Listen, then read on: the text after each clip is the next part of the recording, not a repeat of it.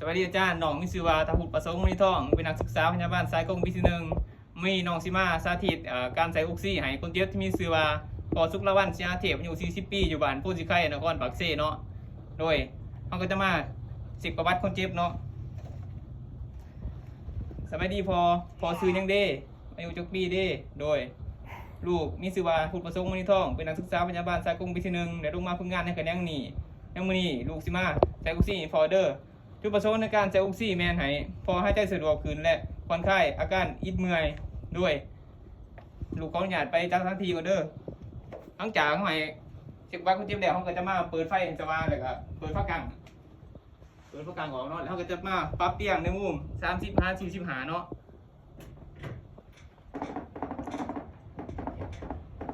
หลังจากนั้นเขาก็จะมาล้างมือแล้วก็ใส่ถุงมือล้างมือหาขั้นตอนเนาะโอ้ยไหนนี่ซะล้างมือหาขั้นตอนหลังจากนั้นก็จะมาใส่ถุงมือสะอาดเนาะนอกสะบัดนอกในสะบัดได้เนาะแต่ว่าถุงมือเฮามันก็ใส่หยาบน้อยหนึ่งเนาะแล้วมันก็ขาดเนาะตอนนี้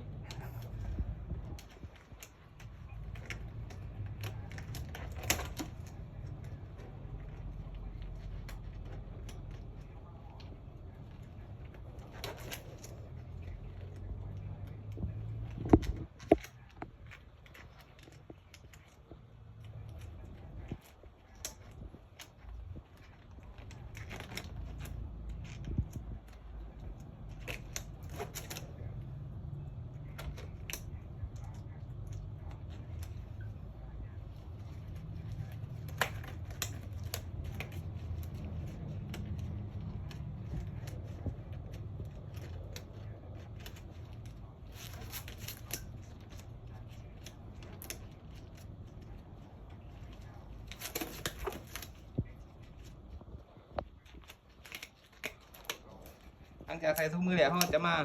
กวาดเบิ่งเตาน้ำซุมเนาะ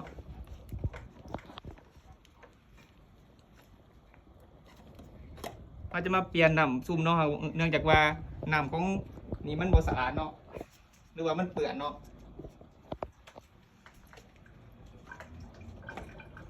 เราจะเอาน้ำประมาณ1/3เนาะ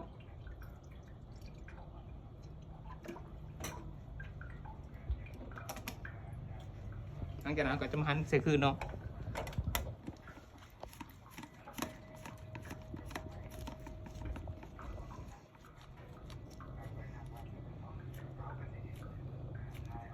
นี่เราจะมาเปิดออกซิเนาะเดี๋ยวเราก็จะมาเอาสายใส่เนาะมันจะแกะออกมาจากตรงนั้นเนื่องจากว่าของเราใส่หลายคนแล้วมันกับผมมีทงเนาะเขาก็จำเป็นแต่เนาะใส่เลยเนาะเขาก็จะป้าอยู่3 ตัวโดยหลังจากนั้นเขาก็จะมาขีบเอาซัมบี้เนาะ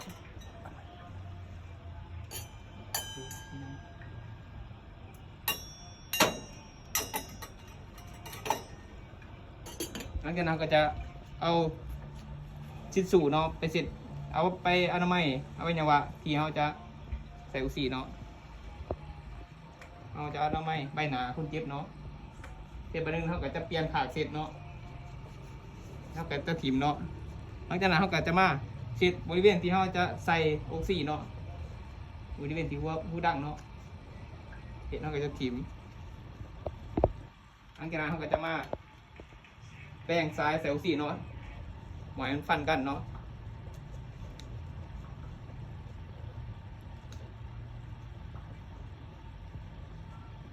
เดี๋ยวกับป้านี่ก่อนเนาะเขาก็จะมาเอาซัมดีตัวเขาเอามาจากนำอันนั้นเนาะแล้วเขาจะมาอนามัยวางเขาสีจะใส่ทรายเนาะ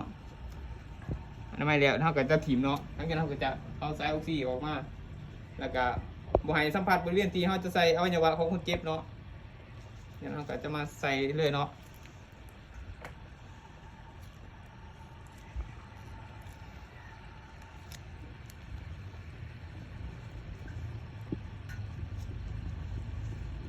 หลังจากนั้นเขาก็จะมาลองเทสเบิ่งเนาะ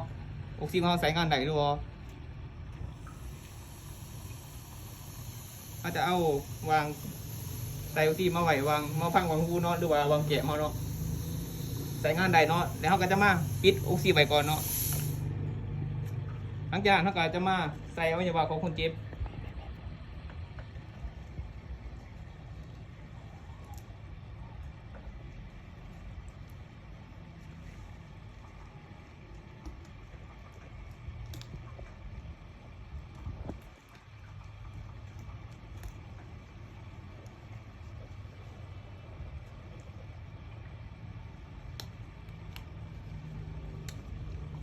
แล้วเด้อพอแล้วเขาก็จะมาให้คำศึกษาของให้คำศึกษาคนเจ็บเนาะแล้วเขาก็จะมาให้ระมัดระวังหมอให้พอนอนเตียงซ้ายหรือว่าหมอให้พอปลดออกซิเจนเองเนาะแล้วเขาก็จะมาแนะนำพี่น้องเนาะแต่ถูกแต่เทียนไก่ออกซิหรือว่าสูบยาเนาะเพราะว่าออกซิของเขาเป็นเสือไฟหลังจากนั้นเขาก็จะมากวดเบิงออกซิเนาะว่ามันสิเบิดเท่าไรเนาะกวดเบิงเนาะเดี๋ยวเขาก็จะเป็นออกซิขึ้นประมาณที่ทานหมอสั่งเนาะหรือว่าเปิดขึ้นเนาะ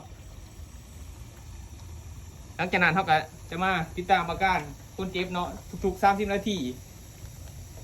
เขาจะมาเบิ่งสีผิวเนาะกวาดเบิ่งสีผิวหรือว่าเบิ่งสีศพแล้วก็นิ้วมือเนาะ